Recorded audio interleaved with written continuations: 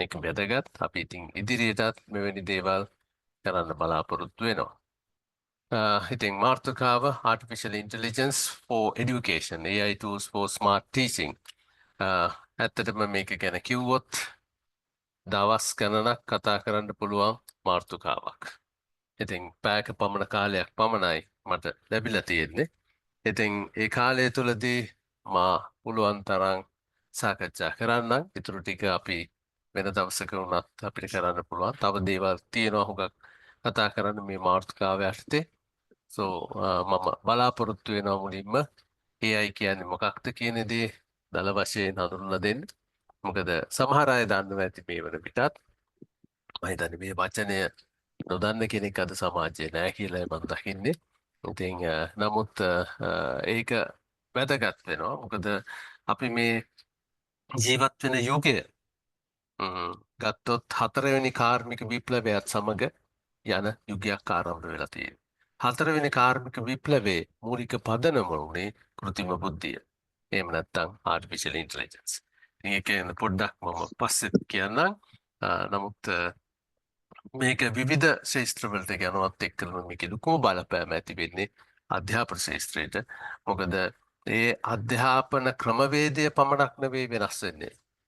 අනාගත අධ්‍යාපනය සම්පූර්ණයෙන්ම වෙනස් වීමක් තුළින් ඇති වෙන්නේ අලුත් රැකියා වෙළඳපොළක් වෙන්න පුළුවන්. ඒ වගේම සමස්ත සමාජයේ සියලු දේවල් වෙනස් වෙන්න පුළුවන්. දැන් ඒක නිසා මේකෙන් අපි වැඩි අවධානයක් යොමු කරන්න සිද්ධ වෙනවා. Generative AI application. There are a lot of application. හුඟක් තියෙන applications. ඒ අතර බොහොම ප්‍රසිද්ධත්වයට පත් වෙලා තියෙන application එකක් තමයි ChatGPT කියලා කියන්නේ. මම විශ්වාස කරනවා මෙතන ඉන්න අයගෙන් හුඟක් දෙනෙක් සමහර විට මේක අහලා ඇති, පාවිච්චි කරලා ඇති. ඉතින් නමුත් මම මුලින් ඉඳලම වගේ පොඩ්ඩක් ඉන්ට්‍රොඩියුස් කරලා දෙන්නම්. ඉතින් කොහොමද මොනවාද විශේෂයෙන් මේ ගැන දන්න ඕනේ? සමහර අය මේ පිළිබඳව විවිධ මත අදහස් දක්වනවා. සමහර අය හොඳ කියනවා, සමහර අය නරක කියනවා.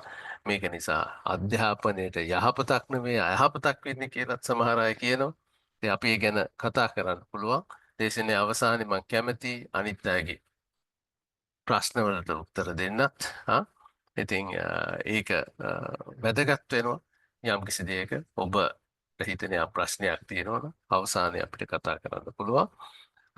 and මේ කොහොමද මේ ChatGPT කියන මේ tool එක AI tool එක අද මේ ප්‍රසිද්ධත්වයට පත් වෙලා තියෙන මේ tool එක කොහොමද පාවිච්චි කරන්නේ? ඒක දැනගත යුතු ප්‍රධාන දේ ඒක නිකන් පාවිච්චි කරනවා දෝන ප්‍රශ්නයක් අහන්න පුළුවන්ද?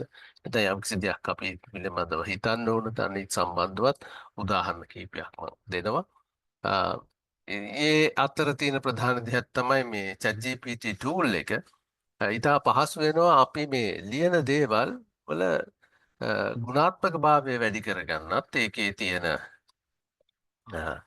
වැලියු එක ඒ කියන්නේ කරක වැරදි තියෙනවා නම් හදාගන්න ඒකේ ගුණාත්මක භාවයට. ඒක හරියට මම දකින්නේ කැල්කියුලේටර් එකක් ආවයින් පස්සේ අපිට ගණන් හදන එක නිවැරදිභාවය වැඩි කරගන්න පුළුවන් වුණා. ඒක හරිද වැරදිද කියලාවත් බලා ගන්න පුළුවන්. සමහර විට ගානක්. හරිද? ඉතින් කැල්කියුලේටර්ස් පාවිච්චි කිරීම ගැඹුරත් විවිධ අදහස් තිබුණා. නමුත් අද ChatGPT කියලා කියන්නේ අපි ලියන දේ හොඳින් ලියන්න පාවිච්චි කරන්න පුළුවන් ටූල් එකක්. ඒ වගේම දැන් ගුරුවරු විදියට මෙතනින් බහුතරයක් ඉන්න අය ප්‍රධාන කාර්යයක් තමයි මේ ලෙසන් ප්ලෑනින්. ඒ කියන්නේ අපි පාඨමාලාවක් අපේ විෂය නිර්දේශය අනුව ගත්තොත් අපි කොයි විදියටද ඒක නිර්මාණය කරලා ඒක සකස් කරලා අපේ ශිෂ්‍යයන්ට ඉදිරිපත් කරන්නේ. ඒක එක්තරා විදියක ලොකු චැලෙන්ජ් එකක්. ඒක ක්‍රියේටිවිටි එකක්. අපි ඉන්ස්ට්‍රක්ෂනල් ඩිසයින් කියලා කියනවා. ඒකේ අවශ්‍යතාවය අනුව කරන්න වෙනවා. සෑහෙන ලොකු එෆර්ට් එකක් දාන්න වෙනවා. මම දන්නවා සමහර අය සලකනවා මේ ගුරුවරයෙක් පැයක් දෙකක් විතරයි උගන්වන්නේ අනිත් වෙලාවේ නිකන් ඉන්නවා කියලා. ඇත්තටම ගුරුවරයෙක් නිකන් නෙවෙයිනේ ගුරුවරයෙකුට සෑහෙන වැඩ කොටසක් තියෙනවා. සමහර අය ඒ දේ දකින්නේ නැහැ. නමුත් ඒ ප්‍රධාන දේ තමයි මේ පැය දෙක තුල කරන්නත් ලොකු කැපකිරීමක් තුළින් ඒ නිර්මාණය කරන්න දේවල් තියෙනවා. මේ ChatGPT කියන tool එක AI tool එක ඇත්තටම මේ ලියන දේවල් ඒ කියන්නේ ටෙක්ස්ට් ඒවා විතරක් නෙවෙයි අද ඕනම දෙයක් ක්‍රියේට් කරන්න පුළුවන් දෙයක්. බවට පත් වෙලා තියෙනවා. ඉමේජ් එකක්, වීඩියෝ එකක් ඒවත් පුළුවන්. මම පොඩි හැඳින්වීමක් විදිහට ඉමේජ් එකක් කොහොමද ක්‍රියේට් කරන්න කියන එකත් කියලා දෙන්න බලාපොරොත්තු වෙනවා. මම ස්ලයිඩ්ස් ටිකක් ඉන්ක්ලූඩ් කරලා තියෙනවා.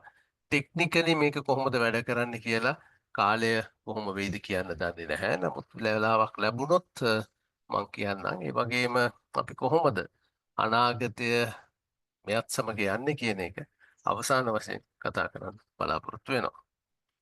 ඉතින් පටන් ගමු. What is AI? මොකද්ද මේ AI කියන්නේ?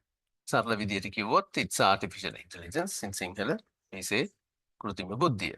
එතකොට මොකක්ද මේ කෘත්‍රිම බුද්ධිය කියන්නේ? A man-made intelligence. මිනිසා විසින් නිර්මාණය කරන ලද බුද්ධියක්. මැෂින් වල තියෙන මැෂිමක් මාර්ගය. මැෂිමක් වැඩ කරන්නේ. දැන් ඒ කාලේ මැෂිමක් වැඩ කරන්න මූලික වශයෙන් අපි දන්නවා යම් ශක්තියක් බලයක් අවශ්‍යයි.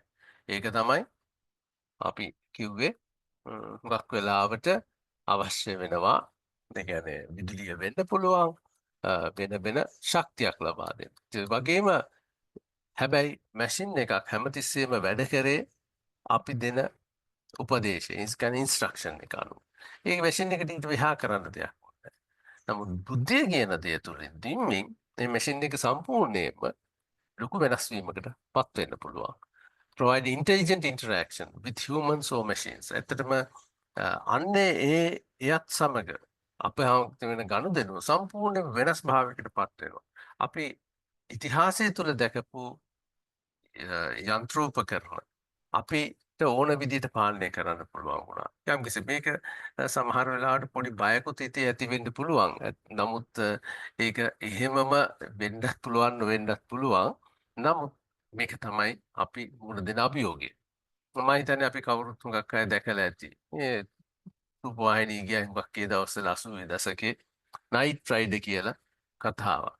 හිතන්නේ හුඟක් දෙනෙක් අපේ ගුරුවරුන්ට මතකත් ඇති. ඊට පස්සේ ඔය ෆිල්ම් එකකුත් තිබුණා ටර්මිනේටර් කියලා. ඉතින් මේ දේවල් ගත්තොත් එහෙම මේවා අර හුඟක් වෙලාවට විද්‍යාත්මක ප්‍රබන්ධ වලට වඩා අපි දැක්කේ නිකන් අර විනෝදාත්මක භාවය වැඩි කරන ප්‍රබන්ධයක් විදිහට. නමුත් යථාර්ථය නම් අද එදා සංකල්පයක් වෙච්ච නයිට් රයිඩර් වගේ දේවල් අද යථාර්ථයක් බවට පත් වෙලත් අවසానයි. මම හිතන්නේ ඩ්‍රයිවර්ලස් කාර්ස් කියන දේ අද සමාජය තුළ ඊට එහා ගිය දෙයක්. කාර් එකක් ඩ්‍රයිව් කිරීම පමණක් නෙවෙයි. කාර් එකක් පුද්ගලයෙක් විදියට වැඩ කටයුතු කරන ආකාරය.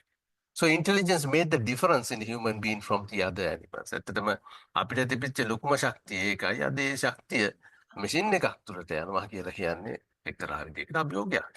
ඒක ඇත්ත. නමුත් ඒ අභියෝගයත් එක්කලා තමයි අපිට අනාගතයේදී වැඩ කරන්න සිද්ධ වෙන්නේ.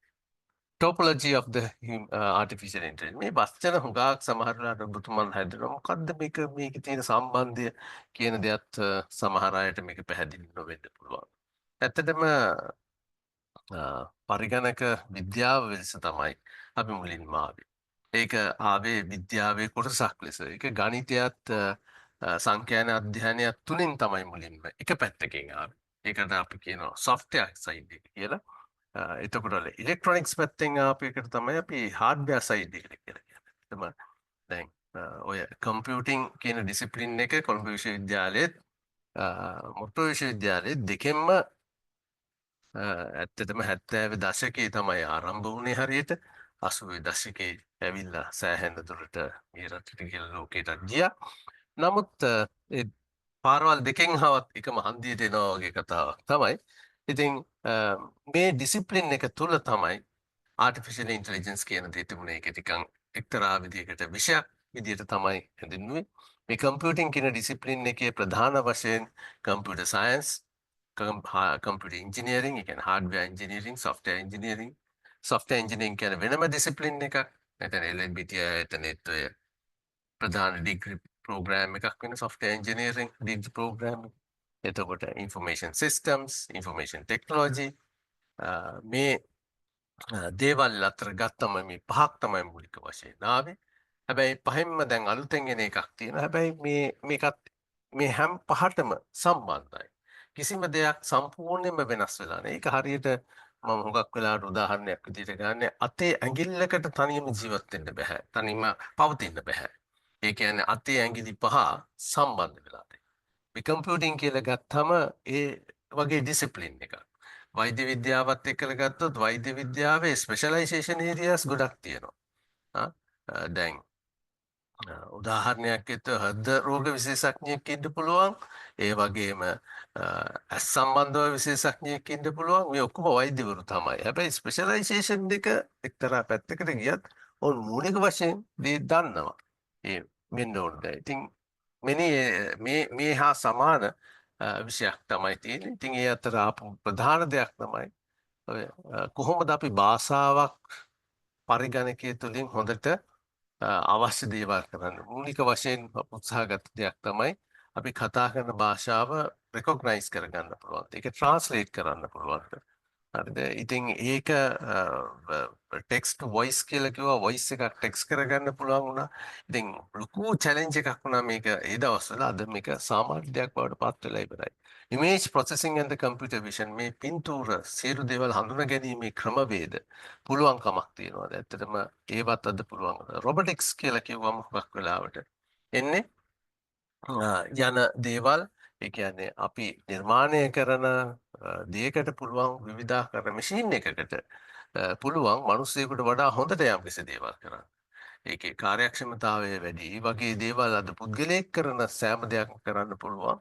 ඊට වඩා හොඳින් දක්ෂතාවයක් ගොඩනගා ගන්න පුළුවන් විෂය පැත්තක්. පැටර්න් රෙකොග්නිෂන් කියන එකත් ඉතාමත් වැදගත් වුණා. ඒක අද පළමු පැත්තකට ඇවිල්ලා තියෙනවා ඩේටා සයන්ස් කියන පැත්ත වුණා. මේ අතර ආපු තව ලොකුම දෙයක් තමයි මැෂින් ලර්නින්. ඒ කියන්නේ මැෂින් එකක් කොහොමද යම් කිසි විදිහකට ඉගෙන ගන්න ක්‍රමයකට පත් කරන්නේ.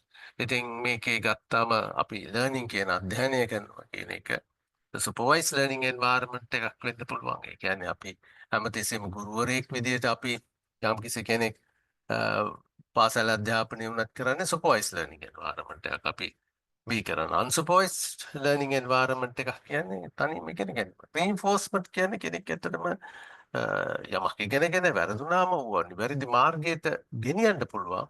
ඒ කියන්නේ මිතින් ඉගෙන ගැනීමේ ක්‍රම විවිධාකාර තියෙනවා. ඉතින් මේ දේවල් අපි අද මැෂින් එකක් තුළ ඉගෙන ගන්න ආකාරයට තාම. ඒකලම මනුස්සයා තුළ තියෙන ස්නායු පද්ධතියත් එක්ක නියුරෝන්ස් සංකම්පය ගෙනාව කම්පියුටරයක් තුළට පසුගිය කාලේ. ඒකේ බොහොම පහත් වැඩ ඉතාමත්ම බැරෑරුම තත්ත්වයට ගියේ ඩීප් ලර්නින් කියන එකත් එක්කලා කොන්වලූෂනල් නිවරල් නෙට්වර්ක්.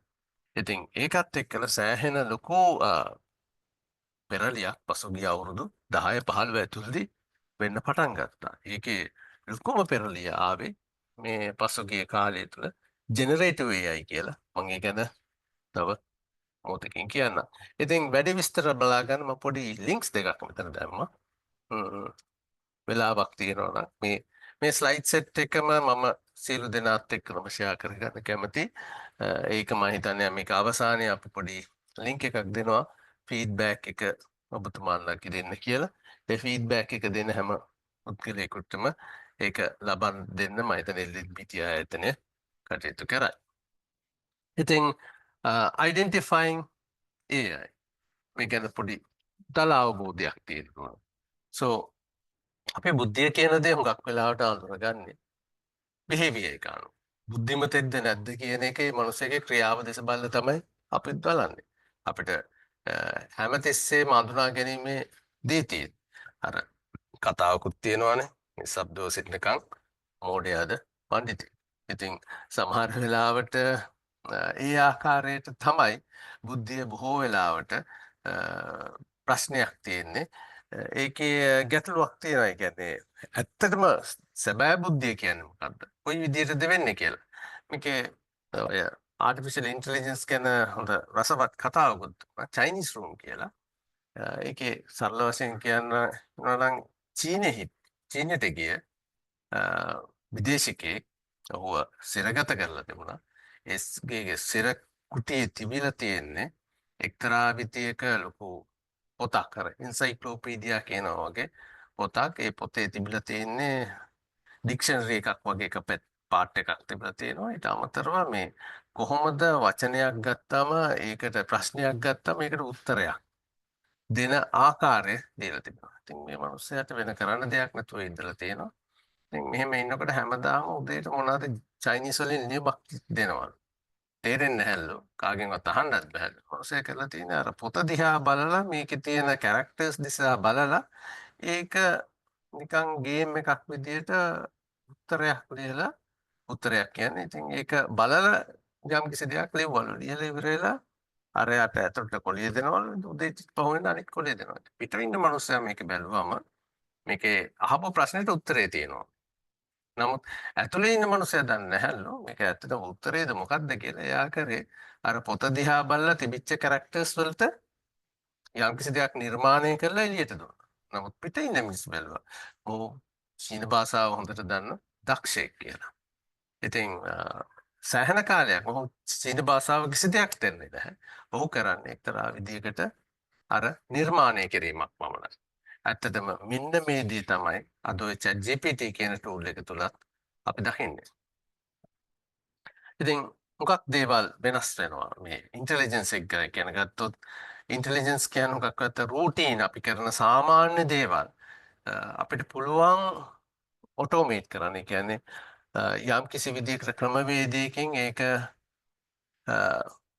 කරගෙන යන ආකාරයකට ගොඩනගන්න.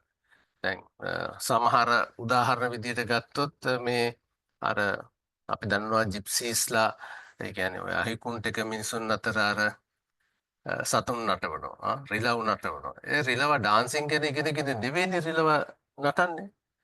නමුත් ඒ පුහුණු කිරීම තුළ ඒක තමයි ට්‍රේනින් එක තුළින්. එතකොට ඉන්ටෙලිජන්ස් කියන දේ සතුන්ට නැහැ. නමුත් යම් කිසි විදියකට ඉන්ටෙලිජන්ට් විදියට කරන ඒ ක්‍රියාවක් ගොඩනගන්න පුළුවන්.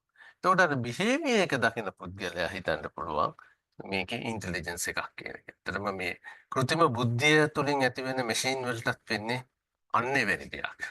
ඒවා අර එක්තරා විදියකට අර ට්‍රේන් කරපු සත්තු ටිකක් වගේ තමයි. ඒ සතුන් මේ දේවල් කරන්නේ යම් කිසි දෙයක් අවබෝධයෙන් නෙවෙයි. ඒ ට්‍රේනින් එකේ ප්‍රතිඵලයක් විදියට. ඉතින් මම හිතන්නේ මේක ඉතා වැදගත් අවබෝධ කරගන්න අර යම් කිසි විදියකට බියක් ඇති වෙන්න පුළුවන් මේ අපේ මනුෂ්‍යයන් විදිහට අපි ලොකු අභියෝගයකටද මුහුණ දෙන්නේ මේ තුලින් කියන එක. ආටිෆිෂල් දේවල් මං හිතන්නේ හැම දෙයක් තුළම තියෙන උදාහරණයක් විදිහට අපි කන බොන දේවල් සෑහෙන ප්‍රමාණයක් අද ආටිෆිෂල්. ඒව නැතුව කන්න බොන්නත් බැරි තත්ත්වයකට පත් වෙලා තියෙනවා. ඉතින් ආටිෆිෂල් හැම දෙයක්ම නරකයි කියලා අපිට කියන්නත් බෑ. සමහර දේවල් අපිට කන්න බොන පුළුවන් තත්ත්වයට පත් කරලා තියෙන ආටිෆිෂල් දේවල් එකතු කරලා.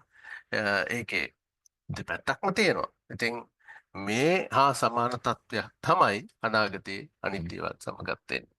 Everyone has the right to know whether it is a real or artificial. මම හිතන්නේ හැම කෙනෙකුටම සම්පූර්ණ අයිතියක් තියෙනවා. මේක සැබෑ දෙයක්ද ආටිෆිෂල් දෙයක්ද කියන එක දැනගැනීම.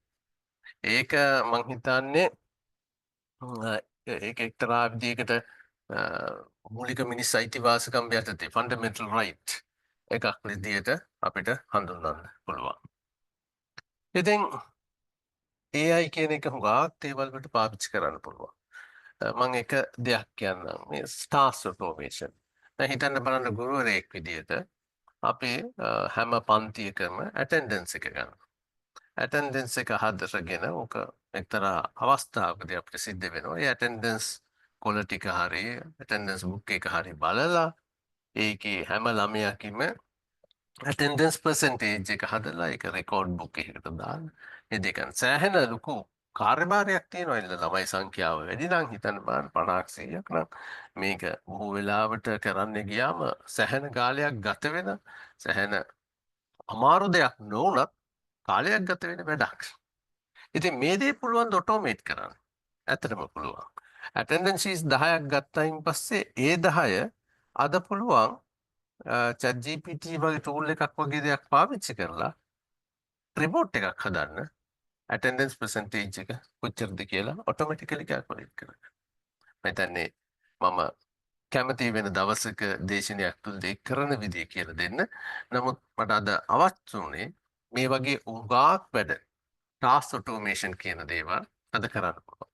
ඇත්තටම විශ්වාස කරනවා ඉදිරි අවුරුදු කීපය තුළ විශේෂයෙන්ම සමහර රටවල් වල සිංගප්පූරු වගේ රටවල් වල ඇති වෙලා තියෙනවා. අපි සමාජය කරන හුඟක් වැඩවලින් 50%කට කිට්ටු වෙන ප්‍රමාණයක් මේ වන විට ස්වංක්‍රීයව කරන්න පුළුවන් ක්‍රමවේද ගොඩනගලා ඉවරයි. ඒකට කියන එක දෙයක් තමයි robotic process automation කියලා එක. ඉතින් කාර්යාලවල වැඩ කරන දේවල් සෑහෙන දුරට ඔටෝමේට් කරනවා. කාර්යාලවල විතරක් නෙවෙයි ගුරුවරයෙකුගේ වැඩත් සෑහෙන ප්‍රමාණයක් ඔටෝමේට් කරන්න පුළුවන්. ඒකට හිතට එන්න පුළුවන් ගුරුවරුවා දානාගතයේදී වැදගත්ද කියන එක. හැබැයි මේ ප්‍රශ්නය මම පස්සේ කතා කරන්න. ඔටෝමේට් කිරීම තුළින් ගුරුවරයා ගෙදර යන්නේ නැහැ. ඔටෝමේට් කිරීම ඉතාමත්ම අවශ්‍ය වෙනවා. එහෙම නැත්නම් අපිට පවතින්න බෑ. අපිට අලුත් දෙයක් කරන්න පුළුවන් වෙන්නේ ඒකයි. අර ගල් යුගයේ ඉඳලා මිනිසා වර්ධනය වෙනකොට මිනිසා මෙවලම් පාවිච්චි කරා. ඒ මෙවලම් තුලින් තමයි මිනිසෙකුට යමක් කරන්න පුළුවන් වුනේ. ඒ තුලින් මිනිසා නැති වුණේ නැහැ. පර්සනලයිස් ලර්නින් කියන එක මම හිතන්නේ ඉතාමත්ම වැදගත් වෙනවා. මෙතන ටියුෂන් පන්ති පටන් ගත්තේ මේ අවශ්‍යතාවයෙන්. අද ඒක විවිධ අංශවලට ගිහිලා ඇතින මොකද ළමෙක් එක ළමයන්ගේ තියෙනවා එක එක හැකියාවන් නොහැකියාවන් ඒ දේවල් ඇඩ්‍රස් කරලා තමයි උගන්වන්න පටන් ගන්න. එතකොට ඒක සමහර වෙලාවට පන්ති කාමරයක් තුළ සම්පූර්ණයෙන් කරන්න බැරි වෙන්න පුළුවන්. personalized learning environment එකක කොහොමද කරන්නේ? අද AI පාවිච්චි කරන්න පුළුවන් ඒ වගේ දේවල් හොඳින් කරන්න. universal access කන්නේ අපිට හිතන්න බලන්න යම් දේශනයක් මම අද මේ කතා කරන්නේ සිංහලෙන්. මේක සිංහල නොතේරෙන කෙනෙකුට මේ දේශනාව වැඩක් නැහැ. ඒත් AI tool වලින් පුළුවන් මේ සම්පූර්ණ කතාව ඕනම භාෂාවකට පරිවර්තනය කරන්න. භාෂාවකට විතරක් නෙවෙයි ඒක මේ voice එකකට විතරක් නෙවෙයි ඒක written environment එකකට ඒ කියන්නේ document එකක් විදියට විවිධ දේවල් වලට පරිවර්තනය කරන්න. එතකොට ඒක විතරක් නෙවෙයි අහන්න බැරි කෙනෙකුට ඒක දැනගන්න පුළුවන් අර අපේ දකින්නේ එක්තරා විදියකට ගත්තොත් අර සයින් ලැන්ග්වේජ් එකෙන් තියෙන ඒවා ක්‍රියාත්මක කරන්න. මම මේ කතා කරන දේ සයින් ලැන්ග්වේජ් එකෙන් ඔටෝමැටිකලි කන්වර්ට් කරනවා. ඒ වගේම බේල් ක්‍රමය අනුව යම් කිසි කෙනෙක් නොපෙනෙන කෙනෙකුට මේ ස්ලයිඩ් සෙට් එක තේරුම් ගන්න පුළුවන් ආකාරයට නිර්මාණය. ඒක කරන්න අලුතෙන් එෆර්ට් එකක් ඕනේ. AI tools හදලා තියෙනවා කරන්න. ඉතින් මේක ගත්තොත් මේකේ මූලික අදහස තියෙන්නේ ඕනම කෙනෙකුට ඕන දෙයක් අද ඇක්සස් කරන්න පුළුවන් environment එකක්. මම හිතන්නේ AI tools වලින් විශේෂයෙන්ම අධ්‍යාපනයට පමණක් නෙවෙයි අනිත් දේවල් වලටත් පුළුවන් විශේෂයෙන්ම අධ්‍යාපනයට ලබා දෙන්න පුළුවන්. ස්මාර්ට් කන්ටෙන්ට් ක්‍රියේෂන් මම හිතන්නේ සෑහෙන ලොකු එෆර්ට් එකක් අපි දාන්නේ නෝට් එක හදන්න. එතන ස්ලයිඩ් සෙට් එක හදන්න. අද අවශ්‍යතාවය මම කිව්ව ටූල් එක ස්ලයිඩ් සෙට් එක මට හදලා දෙන්න. ඊට පස්සේ ඒක මොඩිෆයි කරලා ගන්න එක. ඒක ඉතාමත් පහසුයි. මගේ ස්ලයිඩ් සෙට් එක මට පුළුවන් අද AI ටූල් එකක් කරා හොඳට ඉම්ප්‍රූව් කරගන්න. ඉතින් මේක තමයි ස්මාර්ට් කන්ටෙන්ට් ක්‍රියේෂන් කියලා. දැන් ගුරුවරයෙක් විදිහට අපි ඇත්තටම විශ්වවිද්‍යාල ආචාර්යවරයෙක් වුණත් මම ප්‍රසිද්ධිය කියන්න ඕන මම මේ විෂය වුණත් මම දන්න දේට වඩා නොදන්න දේ වැඩි. හැමදාම අපි යමක් ඉගෙන ගන්නවා. ඒක තමයි මේ විශේෂයෙන්ම මේ ශාස්ත්‍රයේ මගේ මේ කම්පියුටින් ලෝකේ හැම මොහොතකම හැම දෙයක්ම වෙනස් වෙනවා. ඉතින් කොහොමද අපි ඒ දැනුම යාවත් කාලීන කරගන්නේ? කොහොමද අපි තියාගන්නේ? දැනුම knowledge update කියන්නේ. Identify the classroom weaknesses. තමයි 40 දෙනෙක් ඉන්නවනම් පන්ති කාමරේ 40 දෙනාගෙනම ඇත්තටම ගුරුවරු දන්නවා. නමුත් ඒක පහසු කාර්යයක් නෙවෙයිනේ 40 50 වෙන්න පුළුවන් 100 වෙන්න පුළුවන් 200 වෙන්න පුළුවන්. අද AI tools වලට පුළුවන් ඒ සියලුම විස්තර ටික සම්පූර්ණයෙන්ම කන්ට්‍රෝල් කරලා ටීචර්ට අප්ඩේට් එකක් දෙන්න හැම ළමයා ගැන. එතකොට ටීචර් දන්නවා කවුරු ගැනද අවිශේෂ අවධානයක් කරන්න යම් කිසි වෙනසක් කිරීම. So classroom weaknesses කියන එක බොහොම ප්‍රසිද්ධ AI tool එකක්. ඇත්තටම ළමයි ඉගෙන ගන්නවද? ළමයි දැන් අපි කියනවා attendance තිබුණම ළමයි ඉගෙන ගන්නවා කියලා. ඇත්තට මේක නෑ සමහර ළමයි නිදා ගන්න.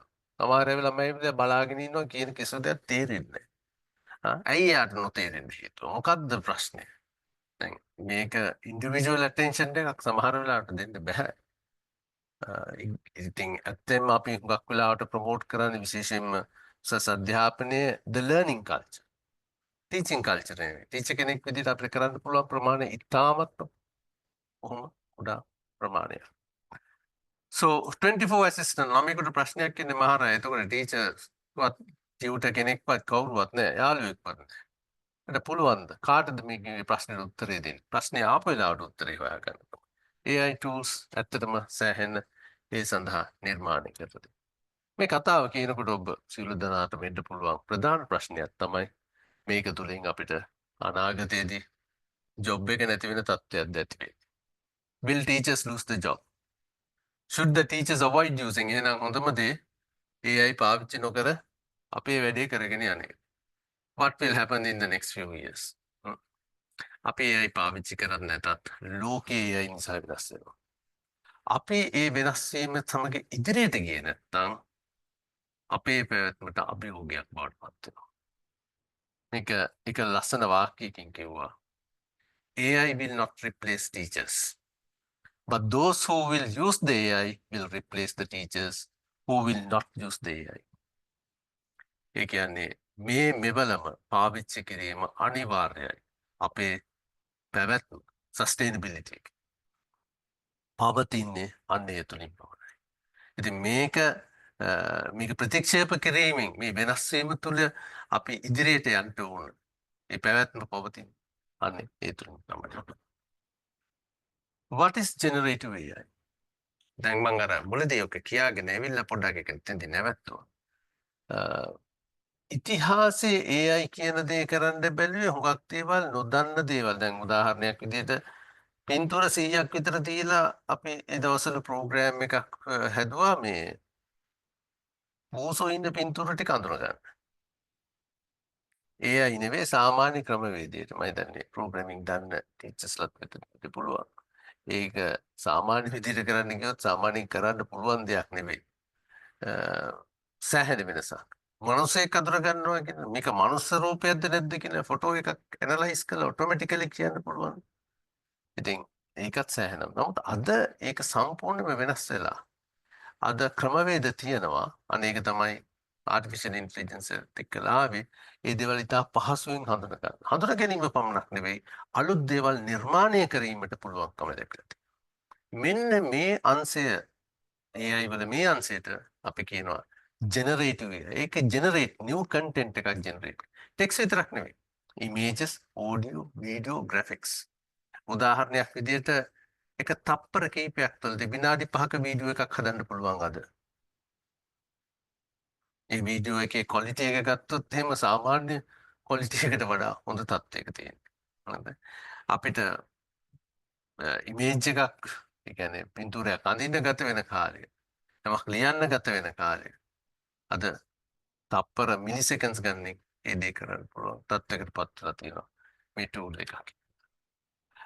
Okay, smart assistants. So what මේ අතර ප්‍රධානත්වය මේ දේවල් පිළිබඳව විවිධ අය පර්යේෂණ කරමින් තිබුණා. මම හිතන්නේ අපේ සමාජයේ ලොකු පෙරලියක් ඇති වුණේ මෙන්න මේ ටූල් එක. ChatGPT කියලා OpenAI කියන සමාගම මේ Microsoft ආයතනයත් එක්කලා ආවේ. ඒගොල්ලන් විතරක් නෙවෙයි වෙනත් අය කරා. නමුත් ChatGPT ලොකු වේගයෙන් ගියා. ඒක තුළ ඇත්තටම ගත්තොත් මගේ දේශනයේ අවසානයේ මම කියලා තියෙනවා කොහොමද ChatGPT වැඩ කරන්නේ කියන එක. ඒක ටෙක්නිකල් පැත්තක්. ඉතින් ඒක අත්‍යවශ්‍යමත් නැහැ. නමුත් දල වශයෙන් ගත්තොත් මේ මුළු අන්තර්ජාලය තුලම තියෙන සියලුම දත්ත, ඒ කියන්නේ ડોකියුමන්ට් කියවල තේරුම් ගත්තොත් කෙනෙක් පුද්ගලෙක් හිතන්න ඒ පුද්ගලයාට ලොකු දැනුමක් එනවා.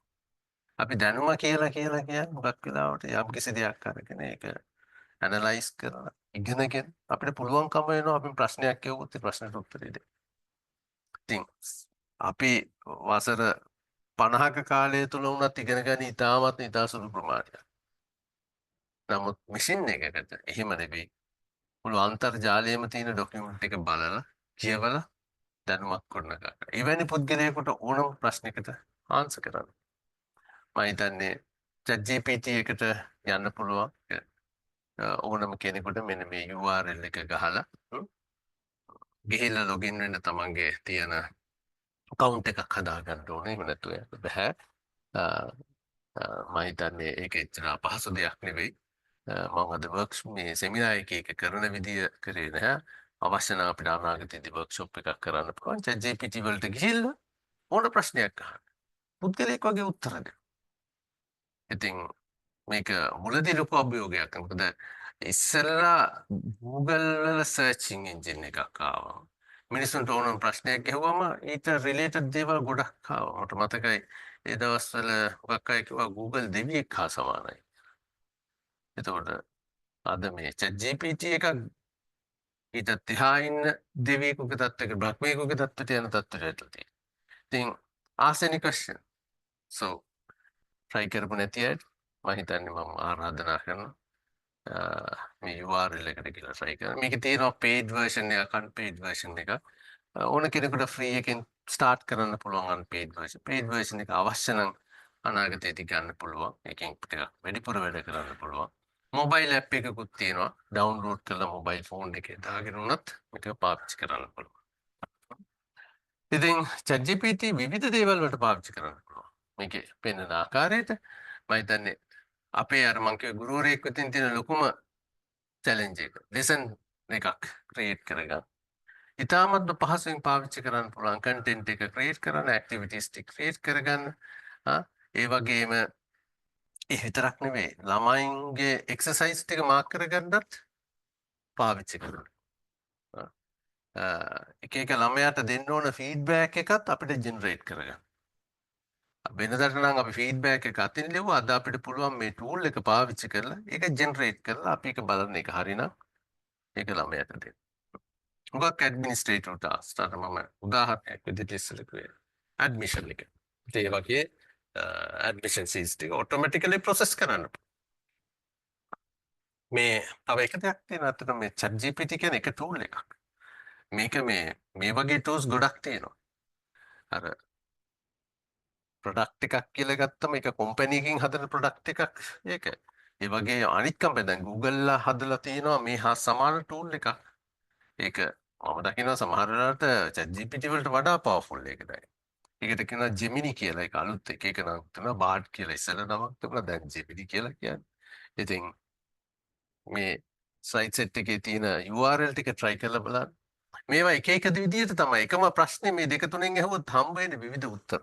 ඒක හරි සාමාන්‍ය දෙයක් නේ. දැන් අපි ප්‍රශ්නයක් පුද්ගලයා 3-4 දෙනෙකුගෙන් ඇහුවොත් අපිට උත්තර 3-4ක් ලැබෙන්න පුළුවන්. ඉතින් ඒ වගේ තමයි මේ වගේ ටූල් එකකින් ලැබෙන ප්‍රතිචාරය.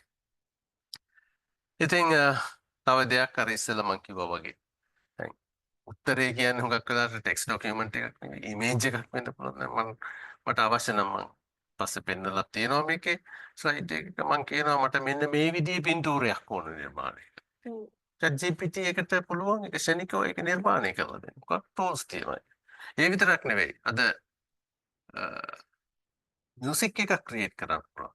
අවශ්‍ය කරන මගේ අවශ්‍යතාවය මම ප්‍රකාශ කරයින් පස්සේ ඒක බෑග්ග්‍රවුන්ඩ් මියුසික් එකක් වෙන්න පුළුවන්. සින්දු නිර්මාණය කරන්න. ඉතින් අර නිර්මාණාත්මක හැකියාව කියන දේ ඉතිහාසය තුළ තිබුණේ පුද්ගලයෙක් වෙන මනුෂ්‍යයාට විතරයි පුළුවන් කියන දේ අද මැෂින් එකකට ගිහිල්ලා. ඒක තමයි ලෝකේ ලොකුම කලබලයට පත්වෙච්ච දේ. නිර්මාණාත්මක හැකියාව කියන දේ අද ඔටෝමේට් කරන්න පුළුවන්. ඒ වගේම මේ කෝඩින් ඒ කියන්නේ මේ ප්‍රෝග්‍රෑම් රයිටින් software development දැන් මේකත් හුඟක් අය අහන අනාගතයේදී software developers වල jobs නැති වෙයිද කියලා අහනවා teachersලාට විතර නෙවෙයි. ඉතින් ඇත්තටම ඒක මම වෙනම දවසක කතා කරන්නම්. ඒක එහෙමම වෙන්නේ නැහැ. නමුත් වැදගත්ම දේ තමයි AI පාවිච්චි කරලා තමයි අනාගතයේදී software ලියන්නත් ඕනේ. හරිද? software we are not writing codes, we are generating codes. අන්න අලුතෙන් ගෙන සංස්කෘතිය අනාගතයේදී යමක් ලියන්නේ නැහැ යමක් ජෙනරේට් කරනවා. අන්න ඒක තමයි මේ ජෙනරේටිව් AI ටූල් වලින් අපිට ලබා දෙන අලුත් සංස්කෘතිය. ඉතින් ඒකත් එක්කලම ගත්තම වොයිස් වීඩියෝ මේ හැම දෙයක් වීඩියෝ ක්ලිප් එකක් එක විනාඩියක වීඩියෝ ක්ලිප් එකක් හදන්න ලොකු එෆර්ට් එකක් දාන්න කට්ටියක් ඕන කැමරාවල් තුනක් ඕන දේ ඕන මට ඕන කරන වීඩියෝ එක මම කියනවා ChatGPT එකට ඒක නිර්මාණය කරන්න. ඉතින් සමහර අයට මේක පුදුමයට පත්වන කාරණාවක්. එක්කලම මූලික වශයෙන් කියන්න ඕන තව එක දෙයක් තියෙනවා. මොකද්ද? මතක තියාගන්න AI tool එකක් පාවිච්චි කරනකොට හැමතිස්සෙම ඒක සැබෑ බුද්ධිය නෙවෙයි. ඒක tool එකක්. අර ට්‍රේන් කරපු නටන වඳුරගේ කතාව වගේ තමයි. කියන්නේ අර එක්තරා විදියකට ඒක දන්න දෙයින් ඒ යම්කිසි දෙයක් කරනවා. ඔක එක්තරා සාකච්ඡාවකදී අපි කිව්වා ස්මාර්ට් ඉඩියට් කියලා. ඒ කියන්නේ ස්මාර්ට් වුණාට හැමතිස්සෙම අවශ්‍ය කරන දේ නිර්මාණය වෙන්නේ නැහැ. ඒ කියන්නේ අපි දැනගන්න ඕන මේක හරිද වැරදිද කියන දේ තෝරගන්න. ඒකේ ChatGPT හෝ වේවා මේ ඕනම ටූල් එකකින් යමක් ජෙනරේට් වුණාට ඒකේ සත්‍යතාවය එතුන නැහැ. මම හිතන්නේ ඒ සත්‍ය නුවණත් එවැනි දෙයක් නිර්මාණය කිරීමත් එක්තරා නිර්මාණාත්මක හැකියාවක්. මට මතකයි ඒ දවස්වල. විශේෂයෙන්ම මේ පොඩි ළමයි යම්කිසි ප්‍රශ්නයක් කියවම උත්තරේ දන්නේ නැතුන අලුත් කතාවක් හදලා කියනවා. සම්පූර්ණ බොරුවක්. නමුත් ඇත්ත වගේ බොරු කියනවා. ඉතින් දන්න මනුස්සයා දන්නවා මේක බොරුවක් කියලා. හරිද? ඉතින් අන්න ඒ සිටුේෂන් එකත් අපි කවුරුත් අත්දැකීමට මුහුණ දෙනවා. මෙන්න මේ AI tools ඉඳලා. ඉතින් සබහා මනුෂ්‍ය විදියට අපි තේරුම් ගන්න ඕන. සත්‍ය මොකද්ද? අසත්‍ය මොකද්ද කියලා. ඒක AI වලට කරන්න බෑ. නමුත් AI අපිට පාවිච්චි කරන්න පුළුවන් යම් කිසි දෙයක් නිර්මාණය කරන්න. As a teacher's role to critically evaluate the content and decide what is accurate and useful. ඒක තමයි අපේ වගකීම. ඒක තමයි අපේ අනාගතයේ ප්‍රධානතම වගකීම වෙන්නේ. මෙන්න මේ AI tools පාවිච්චි කරන. මම හිතන්නේ that is I said it my first advice for a smart teacher when using AI tools. Key points to remember. හැමතිස්සෙම ඒ සම්බන්ධව මම කීපයක් කිව්වද verify the information. යම් කිසි දෙයක් ChatGPT හෝ වෙන හෝ tool එකකින් නිර්මාණය වෙලා අපි අහපු ප්‍රශ්නයකට උත්තරයක් ලැබුණොත් ඒක as it is බාර ගන්න එපා. ඒක ගැන තව කරුණු හොයලා බලන්න. ඒ ගැන විවිධ පුළුවන්. ඇත්තටම ඔය ChatGPT tool එක use කරනකොට අපිට ඒක conversation එකක් විදිහට හරස් ප්‍රශ්න අහන්න පුළුවන්. විවිධ දේවල් එක්කලා analyze කරන්න පුළුවන්. සමහර වෙලාවට මට කියන්න බෑ නෑ I am not agreeing with your answer. This is something wrong. So එතකොට ඒක analyze කරනවා. ඉතින් මේ වගේ interaction එක මේක conversation එකක්. මැෂින් එකක් එක්කලා අපි කතා කරනවා. කිසි ප්‍රශ්නයක් නෑ අර මිනිස්සෙක් එක්කලා කතා කරනකොට බයයි. මිනිස්සයා තරහ වීද දන්නෙත් නෑ කේන්තියයිද දන්නෙත් නෑ. හැබැයි ChatGPT එක්කලා කතා කරනකොට ඕනම දෙයක් කියන්න පුළුවන්. ඕන විදිහේ සමහරට බනින්නත් පුළුවන්. හැබැයි එහෙම හොඳ නැහැ ඒකේ. නමුත් අර ඉන්ටරැක්ෂන් එක එකම දේ අපි කියනවා නෑ මේක බාර ගන්නවා මේ විදිහට කරන්න. බැරි. සමහර දේවල් හරියනවා සමහර දේවල් වරදිනවා. Understand the limit AI's limitation. අපි දැනගන්න ඕන හැම දෙයකම අපි ලොකු expectation එකක් තියාගෙන කරන්න නරකයි. හරිද? අපි සියල්ල දැනගෙන කරනවා කියන්නත් නරකයි. මැෂින් එක සියල්ල දැනගෙන කරනවා කියන්නත් නරකයි. So there is a possible incorrect outdated information could happen. අපි නොදන්න දේවල් තියෙන්නත් පුළුවන්. සමහර දේවල් හොයාගන්නත් බැරි වෙනවා. Use AI as a partner, not as a replacement. අපි කුමන හෝ වෙලාවකද AI වලින් එන දෙයක්. හරිද? අපි as it is බාර ගන්න. ඒක හරි හොඳයි අර brainstorming. කියන්නේ හුඟක් වෙලාවට විචාරාත්මක විදියට ඇනලයිස් කරලා පාවිච්චි කරන්න පුළුවන් ටූල් එකක් විදියට අපි හරියට ප්‍රමෝට් කරන්න ඕන. අපි නොදන්න දේවල් දැන ගැනීම, ඇනලයිස් කිරීම. මම සරල උදාහරණයක් මගේ අත්දැකීමක් මම ඔබතුමාලට කියන්න. සමහර වෙලාවට අසනීප වෙලා ගිහිල්ලා බෙහෙත් ගෙනාවම බොණ්ඩේ ඉස්සෙල්ලා ටිකක් බයයි මේක හරිද වැරදිද මොකක්ද කියලා. දැන් මම කරන දෙයක් තමයි ඒකේ ෆොටෝ එකක් ගහ ගන්නවා ෆෝන් එකේ. ගහගෙන ChatGPT app එකට ලෝඩ් කරලා අහනවා මොකොත්ම දන්නේ නැතුව can you explain me the purpose of this medicine. එතකොට මිනිස්සයා කියනවා. ඊට පස්සේ මම උගේ ආන්න තියෙන්නේ ඔක්කොම දෙදම දොස්තර මහත්තයාගෙන් ඒවත් තමයි මැනුම් අහන්න වෙනවා. නමුත් මම අහන්න තියෙන දේ ඔක්කොම අහනවා. හැබැයි මේ හැම දෙයකටම උත්තරයක් මම සෑහෙන දෙයක් ඉගෙන ගන්නවා. මේකේ තියෙන සයිඩ් ඉෆෙක්ට්ස් මොනවාද? මේකද හොඳ බෙහෙත මොකද්ද මේකේ තියෙන ප්‍රශ්න? මම වෛද්‍යවරයෙක් නෙවෙයි. නමුත් මම රෝගියෙක්. නමුත් මට සෑහෙන දේවල් ඒ සම්බන්ධව ඉගෙන ගන්න පුළුවන්. අන්න that is I'm using AI as a partner to learn many things. Why does the prompting matter? ඇත්තටම මේ GPT වගේ දෙයක් සම්පූර්ණයෙන්ම රඳා පවතින්නේ අපේ ඉන්ටරැක්ෂන් එක අහන ප්‍රශ්න මත. මේ ප්‍රශ්න අහීමේ එක්තරා විදිහේ කලාවක් වෙනවා. මම හිතන්නේ අපි සියලු දෙනාට මේ සම්බන්ධ හොඳ අත්දැකීමක් ඇති. යම් කිසි දෙයක් එක සැරේට කෙලින්ම ඇහුවොත් උත්තරයක් ලැබෙන්නේ නැහැ. සමහර උත්තරේ දෙන්නෙත් නැහැ. නමුත් අපි දන්නවා ඒක කලාත්මකව මේ ප්‍රශ්නය කෙලින්ම අහන්න නැතුව වක්‍රාකාරයෙන් ටික ටික පොඩ පොඩ ඇහුවොත් සමහර වෙලාවට ළමෙකුට උනත් ඒ ළමයා නොදන්න දෙයකට හරි උත්තරයක් දෙන්න. ඒ ප්‍රශ්න ඇහිම තුළින් ළමෙක් හරි මාර්ගයට ගන්නත් පුළුවන්. මේක මම හිතන්නේ පොලිසියේ අපි ආරක්ෂක අංශවල ඉන්න වුණත් ප්‍රශ්න කිරීමේදී භාවිතා කරන ක්‍රමයක්. එක සැරේට අහන්න වක්‍රාකාරව ගිහිල්ලා ඕන තැනට එනවා පුද්ගලයාට ඇත්ත නොකිය ඉන්න බැරි. ඉතින් මේ වගේ තමයි මෙන්න මේ කලාව. මේකට දැන් කියනවා prompt engineering කියලා. ඒ වචනේ prompt engineering කියන්නේ ඊටාත්ම අලුතෙන් ආපු ඉංජිනේරු විද්‍යාවක්. ඒ කියන්නේ ප්‍රශ්න ඇහිීමේ කලාව. ඉතින් මේ generative AI tool හුඟක් වෙලාවට රඳා පවතින්නේ මෙන්න මේ ප්‍රශ්න ඇහිීමේ කලාව. prompt engineering කියන culture එකම. If your question is අපි හරියට ප්‍රශ්න ඇහුවේ නැත්නම් ඒක භාගයට ප්‍රශ්න ඇහුවොත් ඕක කියන්නේ නැතුව ඇහුවොත් අන්තිමේදී හොඳ උත්තරයක් නොලැබීමේ අවස්ථාවක් තියෙනවා. ඉතින් මම මේ එක්සැම්පල් කීපයක් තිබ්බා තේරුම් ගන්න. දැන් අපේ ගුරුවරෝ විදියට අර මම කියවනේ lesson planning එකක් කරනවා. දැන් කෙලිම ප්‍රශ්නයක් මේක lesson plan for my class කියලා කිව්වොත් ඉතින් chat GPT දන්නේ නැහැ මගේ class එක මොකද්ද මගේ lesson ඊට වඩා ටිකක් විස්තරාත්මකව මේ දේ created a 45 minutes lesson plan for the 5th grade student on the topic of the photosynthesis. Prabha translation. Include objective activities and assessment idea. දැන් මේක සාමාන්‍ය මම හිතන්නේ හුඟක් වෙලාවට ඔය විද්‍යා පාඩමකට එක එක ශ්‍රේණි වලට මම මේ ෆිෆ්ත් ග්‍රේඩ් කියලා නිකන් ගත්තේ. ඉතින් ඒක කරගන්න ඊට ලස්සනට හදාගන්න පුළුවන්. දැන් ඇත්තටම කියන්න මම මේක අවසානයේ කියන්නේ ඉතින් මගේ හිතට ආපු හින්දා කියනකට මේ සම්පූර්ණ ස්ලයිඩ් සෙට් එක හදාගන්න මට උදව් වුණේ ChatGPT. මේක මම නිර්මාණය කරේ ChatGPT වල ආධාරයෙන්. හරිද? ඉතින් එහෙම නැතුව මම මේක නිර්මාණය කරන්න ගියා නම් මේක සෑහෙන ලොකු කාලයක් යනවා.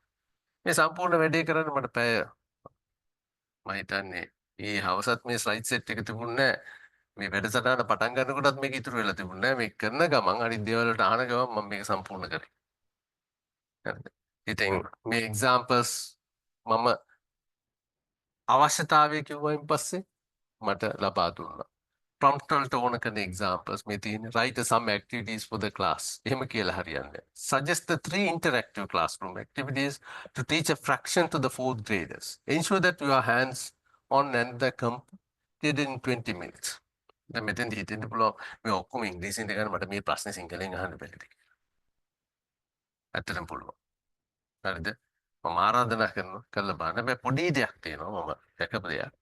සමහර වෙලාවට සිංහලෙන් ප්‍රශ්නය ඇහුවම ලැබෙන උත්තරේ අර ඉංග්‍රීසි ප්‍රශ්නය තරම් ක්වලිටි නැහැ.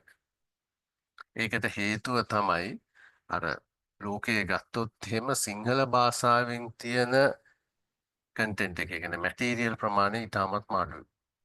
ඉතින් ChatGPT වලට නිර්මාණය කර දැන් එක මොඩල්ස් එනවා අනාගතයේදී ChatGPT එකක් එක්කලා limited models ඒ කියන්නේ open models ඒවයින් විවිධ දේවල් අනාගතයේදී වෙනස් වෙයි. නමුත් දැනට වර්තමානයේ පොඩි භාෂාමය ගැටලුවක් එතන තියෙනවා. හැබැයි නරකම උත්තර හම්බ වෙන්නේ නැහැ. සමහර වෙලාවට හොඳ උත්තරයක් එන වෙලාවලුත් තියෙනවා. Feedback for the students. දැන් අපිට තියෙන ලොකු දෙයක් නේ මේක මේ ළමයි 40ක් ඉන්නවනේ 40ට 40ක් දෙන්න ඕන. මේ කොහොමද කරන්නේ? හැමදේම චෙක් කරලා යන්න මම දන්නේ නැහැ. ඔබතුමන්ට ඇති හොඳ අත්දැකීමක්.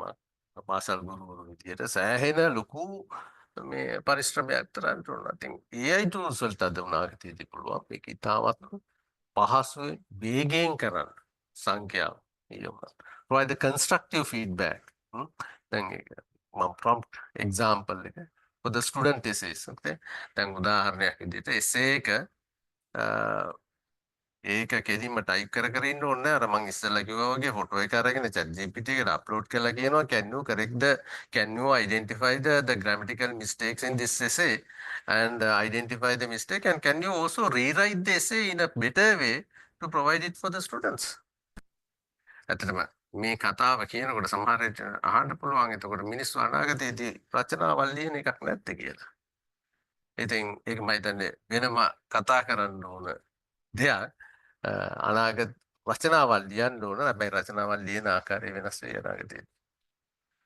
ඊමේල් ඩ්‍රාෆ්ටිං මම හිතන්නේ අපි කවුරුත් ඉතින් සමහර වෙලාවට ඉංග්‍රීසි භාෂාව කියන්නේ ඉතින් සෙකන්ඩරි ලැන්ග්වේජ් එකක් නේ. අපි ලියන කියන දේවල් වල අඩුපාඩු තියෙනවා. මගෙත් එහෙමයි. ඔබතුමන්ලගෙත් එහෙම මොකක්ද? ඉතින් අපිට මේ ටූල් එක පාවිච්චි කරන්න පුළුවන් මම ඉස්සෙල්ලා කිව්වා වගේ ඉතාමත්ම පහසුවෙන් ඕනම දෙයක් රිපෝට් එක ඊමේල් එක ඩ්‍රාෆ්ට් කරගන්න. ඒක මේ කොපි කිරීමක් නෙමෙයි. ඒ ටූල් එක හරියට පාවිච්චි කරලා. ටූල් එකට වරද පටවන්න බෑ. ඒ ටූල් එක හරියට පාවිච්චි කරොත් හොඳ ලස්සන නිර්මාණයක් කරන්න පුළුවන්. ඒ වගේම මොකක් දේවල් අද Google වල සර්ච් කරලා ගත්තොත් එනවා ලොකු ලයිස්ට්. නමුත් ඊට වඩා ක්‍රියේටිව් විදිහට රිසෝසස් අයිඩෙන්ටිෆයි කරගන්න පුළුවන් ක්‍රමයක් තියෙනවා. ඉතින් ගියොත් එහෙම මම හිතන්නේ මම සමරි එකක් විදිහට දැම්මා. Be specific and descriptive. Break down the complex requests. Set tone and style. Use the context. Iteratively refine. ඉතින් මෙන්න මේ පහ මම හිතන්නේ හොඳට තේරුම් අරගත්තොත් Tamanට මේ chat GPT පාවිච්චි කිරීමේ මූලික හැකියාව තියෙන්නේ අපි ප්‍රශ්න අහන රටාවම. ඒක හරියට අහන්න විස්තරාත්මකව හරි කොන්ටෙක්ස්ට් එකට ප්‍රශ්නේ වැරදියට ඇහුවොත් chat GPT එකට කරන්න දෙයක් නෑ හම් වෙන්නේ වැරදි උත්තරයක්. හැබැයි අපි ඒකට පුළුවන් මතක තියාගන්න. දින උත්තරේ chat GPT එකට ඒ කියන්නේ generative AI tool එකට මතක. අපිට ඒක සම්බන්ධව අපි පෙරලා ප්‍රශ්න අහන්න පුළුවන්. ඒක තව රිෆයින් අපි කියන තව ඒක වර්ධනය කරලා ඉම්ප්‍රූව් කරලා කරන්න පුළුවන්. So මේක මම හිතන්නේ හුඟක් දෙනෙක් කළත් ඇති. මම හිතන්නේ හොඳම දේ how to use the chat GPT for writing improvement. අපි මූලික දේ ලියන්න ඕනේ. ඒක නොලිය බෑ. ඒක ලියන දේ සම්පූර්ණයෙන්ම අපිට ඉම්ප්‍රූව් කරන්න. ඉතින් මේකත් එක්ක ලොකු චැලෙන්ජ් ප්‍රශ්නයක් කරනවා. අනාගතයේ තියෙන ළමයින්ගේ ලියපුවා රිපෝට් ඒ ළමයි ලියලා තියෙන chat GPT ද කියලා. මගේ පෞද්ගලික අදහස හැම ළමයෙක්ම මේ ටූල්ස් පාවිච්චි කරන්න. තමන් ලියන්න ඕනේ මොකක්ද කියන දේ ළමයා තේරුම් ගන්න ඕනේ. හැබැයි අර ලියලා එන නිර්මාණය දිහා බලලා ලකුණු දෙන්න බෑ. අපි ලකුණු දෙන්න ඕනේ ළමයාත් එක්කලා. ඒ කියන්නේ අපි කියන්නේ වයිබයි එක.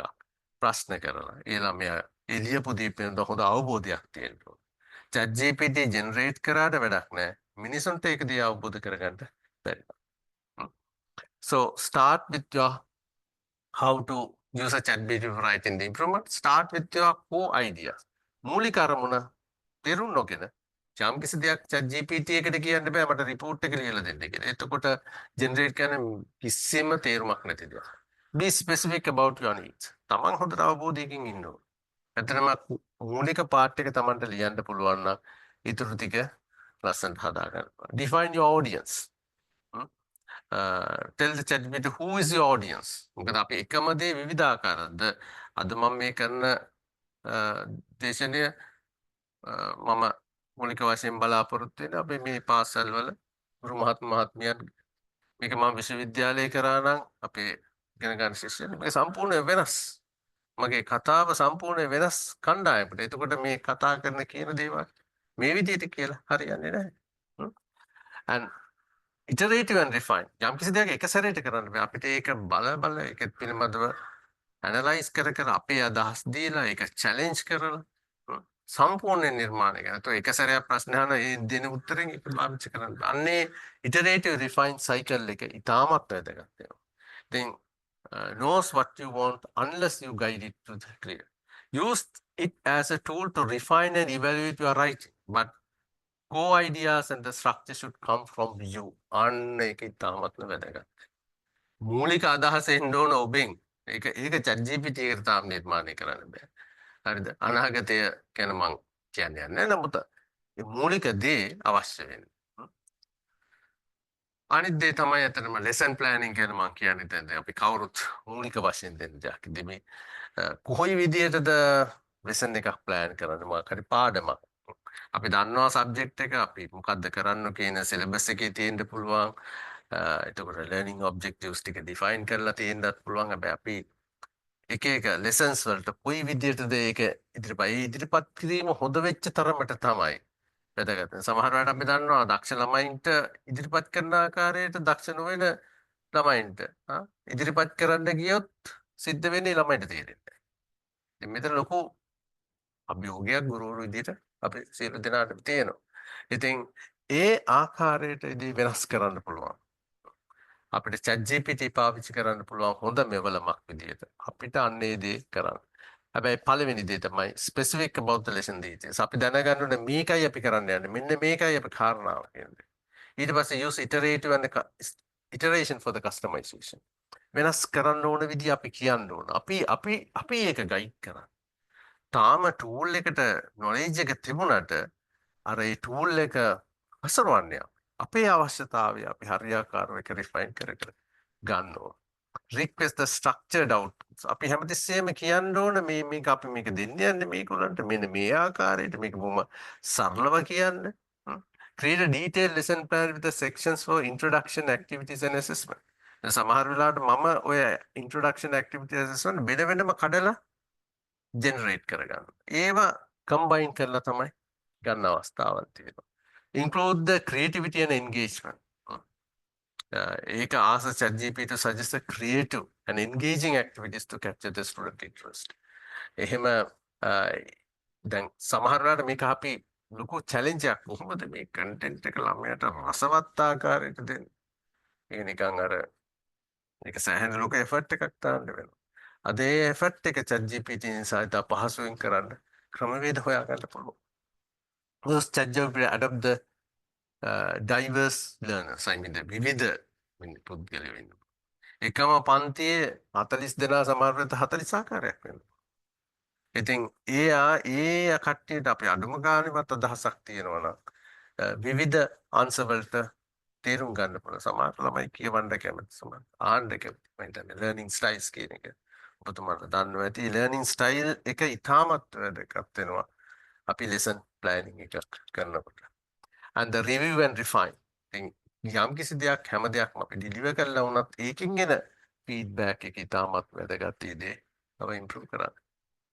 Save time for generating supporting material. මම හිතන්නේ ඒක තමයි ලොකුම දේ. දැන් අපි හිතන්න පාඩමේ questions ටික හදන්න කොච්චර වෙලාවකද MCQ මේක ළමයට තේරුණාද නැද්ද කියලා බලන්නේ multiple questions ටිකක්වත් දෙන්න ඕනනේ.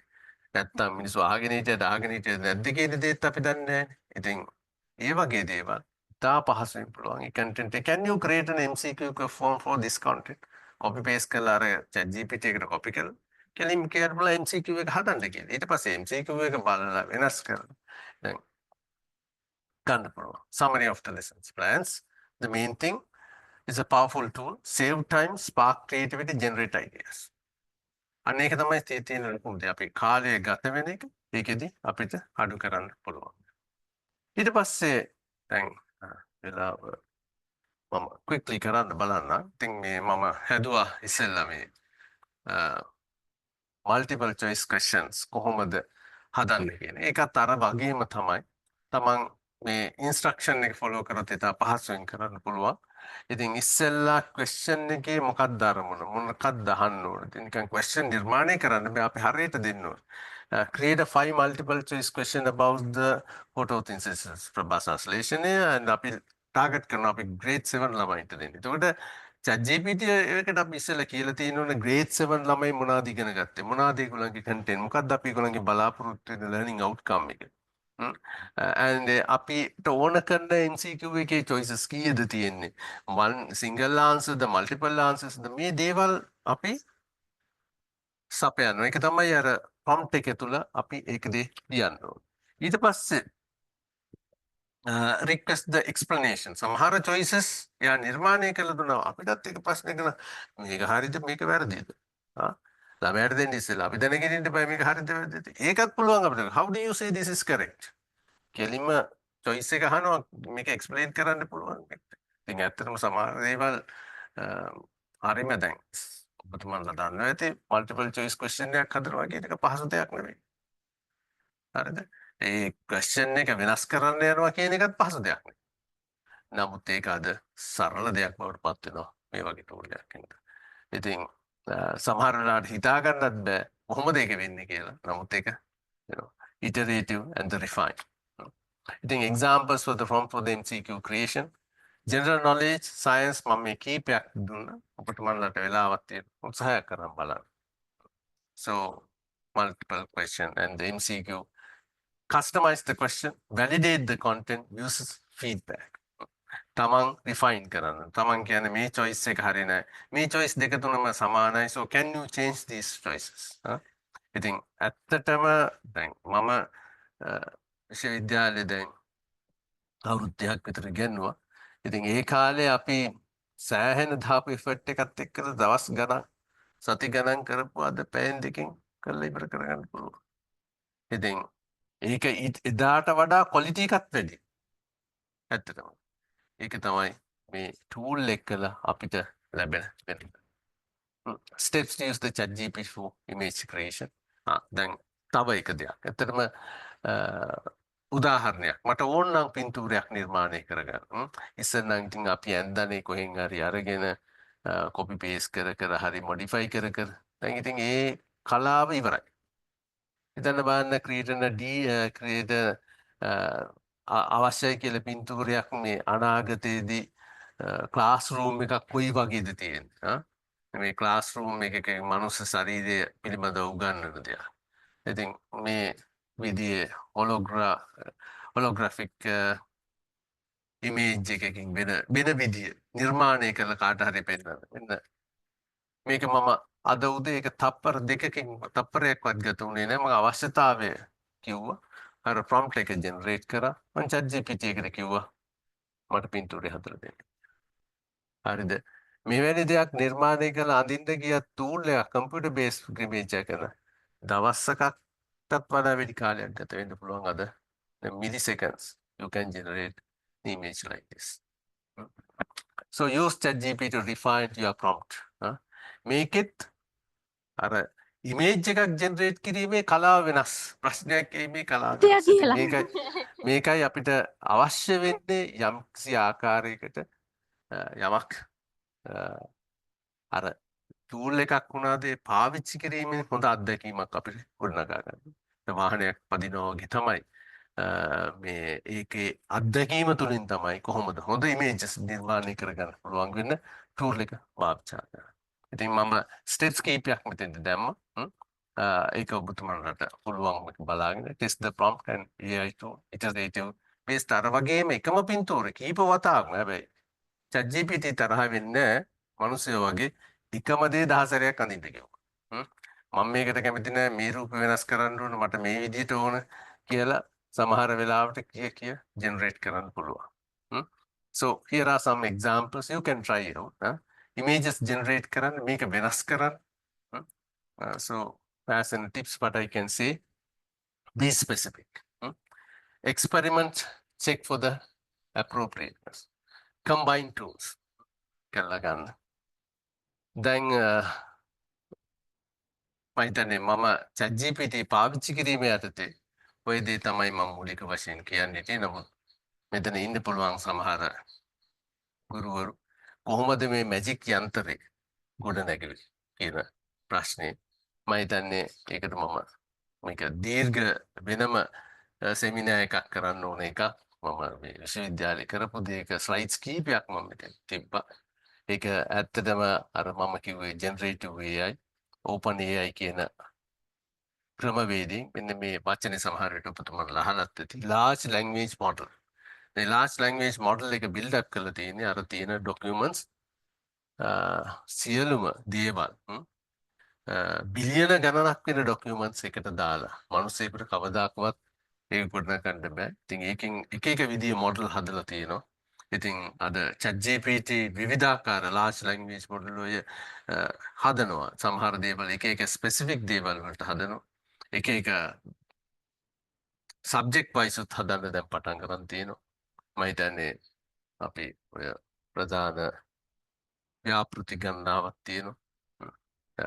දැන් උදාහරණයක් විදිහට නීතිය සම්බන්ධව වෙනම අපිට පුළුවන් ඒක හදන්න වෙනම මොඩල් එකක්. තියෙන මොඩල් එකක් රිෆයින් කරන්නත් පුළුවන්. එවැනි ක්‍රමවේද සෑහෙන තියෙනවා අලුතෙන් ඇවිල්ලා.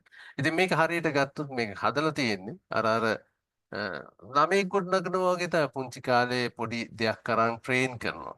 ඊට පස්සේ ඒක සුපර්වයිස් ලර්නින් කියලා පාසල් යද්දී ඊට පස්සේ රීන්ෆෝස්මන්ට් ලර්නින්. තමන්ට චැලෙන්ජ් එකක් දීලා විශ්වවිද්‍යාලය තුලින් අපි යමක් කරලා ඒකෙන් යමක් පෙරදිලා හරි ගිහිල්ලා හරි වැරදිලා හරි සෑහෙන දෙයක් ඉගෙන ගන්න. ඉතින් මේකත් එක්කලා එන්නේ එක්තරා විදියකට ස්ටැටිස්ටිකලි ඊළඟ වචනේ හුඟක් වෙලාවට මේකෙන් බලන්නේ statistically what is the next word කියන ඇල්ගොරිතම් එක පාවිච්චි කරලා තමයි එන්නේ. ඉතින් language model එකේ තියෙන ඔක්කොම documents එක්තරා විදියකට structure එකක් තියෙනවා. මේක බොහොම පරිගණක විද්‍යාවේ පල්ලෙහාට යන ලොකු ලෙසන් එකක්. ඔබතුමාලට දලාද අවබෝධයක් තිබුණොත් ඇති ඒක කැමති නම් ඉගෙන ගන්න පුළුවන්. අද ChatGPTම පාවිච්චි කරලා මොකද්ද මේ LLM කියන්නේ? මොකද්ද කොහොමද ChatGPT වැඩ? මොකද්ද මේ generative AI කියන්නේ? අද එක්ස්පර්ට්ලා නැහැ. හරිද? ඕන කෙනෙකුට එක්ස්පර්ට් වෙන්න එච්චර වෙලාවක් යන්නේ නැහැ ඕනම දෙයක් ගැන.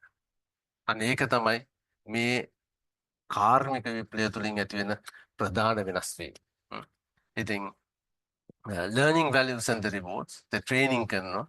ඊට the reinforcement කියලා කියන්නේ හරි දේ වැරදි විදියට අඳුනාගෙන ඒ පිළිබඳව වඩා හොඳින් දෙන්න. දැන් මොකද ChatGPT කියලා ප්‍රශ්නයක් කියවම හිතා ගන්න බෑ කොයි විදියටද ඒක දෙන්නේ කියලා. ඉතින් 83 millions of pages 1 terabyte. ඉතින් ඒ වගේ ගත්තම සෑහෙන ලොකු knowledge repository එකක්. ඉතින් ඒකලම දැන් හුඟක් අය හදනවා මේ online facilitators tutorsලා එක එක විෂයන් වලට. ඉතින් ඒගොල්ලන් human tutorsලට වඩා සෑහෙන වෙනස් අපේ විශ්වවිද්‍යාලයේ විවිධ පර්යේෂණ කරනවා. අර ඔබතුමාලා Moodle LMS එක එහෙම පාවිච්චි කරලා තියෙනවා නම් දැන් අපි හදලා තියෙනවා එකක් අපේ විශ්වවිද්‍යාලයේ මේ ළමයි ප්‍රශ්නයක් ඇහුවම AI bot ඇවිල්ලා ඒකට උත්තරේ දෙනවා. ඒ උත්තරේ ගුරුවරයෙක් විදිහට මට වැඩිය හොඳයි. ඉතින් මම ඒකේ රීඩ් කරනවා මට ඒක ෆීඩ්බැක් එක දෙනවා වැරදි නම් වැරදි කියලා. එතකොට බොට් එකකින් ඉගෙන ගන්න. ඉතින් අනාගත ලෝකයේ සංස්කෘතිය ඉගෙන ගැනීමේ කලාව ඉගෙන ගැනීමේ වාතාවරණය සම්පූර්ණයෙන්ම වෙනස් බවකට පත් වෙනවා. So AI for the education, how AI can be used for the education. Will AI replace teachers? මේක තමයි මිනිසුන් අතර තියෙන ලොකුම බය. බය වෙන්න දෙයක් නෑ. ඒක එහෙම වෙන්නේ නැහැ. නමුත් AI පාවිච්චි කරේ නැත්නම් අපි outdated වෙනවා. අපිට පැවැත්මක් නැති වෙනවා. ඉතින් වෙනස් වෙන ලෝකේ වෙනස් වෙන දේත් සමග අපි වෙනස් විය යුතුයි. Okay? AI will enable dimension of the stakeholders in education. Teachers and the students. AI will create a more better learning environment. As a teachers, we guide the people to follow it. A process, teaching, learning, assessment become constructive or whether it is destructive. මේක තහන ප්‍රශ්නයක් නේ දැන් ඉතින් copy කරනවා කියන එක අලුත් මානයක් තුළට යනවාද කියලා. Formal education for the lifelong education. So that becomes what is called the it is necessary to reform the education practices policies within AI. Otherwise it will be in a completely outdated. So ඉතින් මේකත් එක්කලා එන ලොකු පෙරලියක් අතර ඇති වෙනවා. දැන් humanoid කියන එක නම් දැම්ම ඇති වෙන එකක් නැහැ. තව අවුරුදු 20ක් වත් තවම වශයෙන් යයි.